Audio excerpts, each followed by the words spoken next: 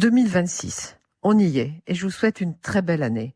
Il y a beaucoup de bons livres et j'ai choisi de commencer avec un de mes coups de cœur dont on reparlera sans doute à RCJ, mais je voulais dès maintenant vous inviter à le lire. C'est le nouveau roman d'Olivier Elkaïm, La disparition des choses, chez Stock. Il est très différent de ses deux précédents livres, dont j'espère que vous les avez lus, sinon il est encore temps. C'était Le tailleur de Relisane et Fille de Tunis, qui concernait sa famille. Dans La disparition des choses, il s'agit d'un jeune garçon qui est devenu un grand écrivain, Georges Perec, et de sa mère, Cécile. Une question hante Olivier Elkaïm. Pourquoi Cécile Perec, un jour de novembre 1941, a-t-elle envoyé son fils de 5 ans en zone libre, elle restant à Paris? Olivier Elkaïm est elle-même mère d'un enfant de 5 ans et elle peine à comprendre. Alors elle tente de reconstituer ce qui s'est passé et elle enquête sur ce manque qui hante la courte vie, 46 ans, et l'œuvre de Georges Perec. Car Cécile Perec a été arrêtée en 1943 et elle est morte tout de suite en déportation. Ils ne se sont jamais revus. Quant au père, engagé dans la Légion étrangère, il était mort dès 1940. Au tout début, voilà ce qu'écrit Olivier Elkaïm. Je l'imagine, gare de Lyon, quai numéro 11.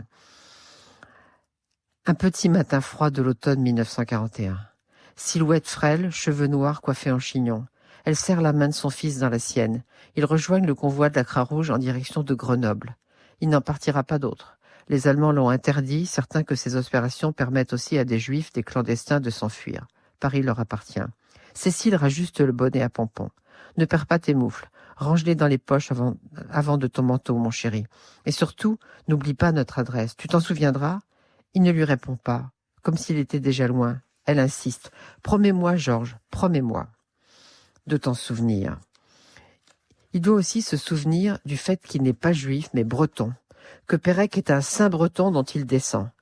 Il faut oublier la famille polonaise, oublier la judéité, oublier, ne pas avoir de souvenirs.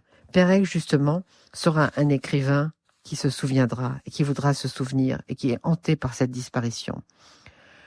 Dans ce livre, Olivier Elkaïm essaie de comprendre, de reconstituer. Elle enquête aussi auprès de ceux qui furent les amis de Perec, comme Robert Bobert ou son biographe Claude Burgelin.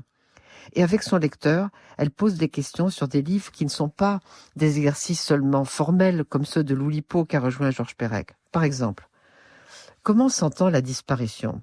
Tout ce roman sans la lettre E. Et pourquoi, au contraire, le E est-il la seule voyelle autorisée dans les revenantes? Lisez vite cette disparition des choses d'Olivier Elkaïm, et puis vous aurez aussi immédiatement envie de relire ce grand écrivain qu'était Georges Perec.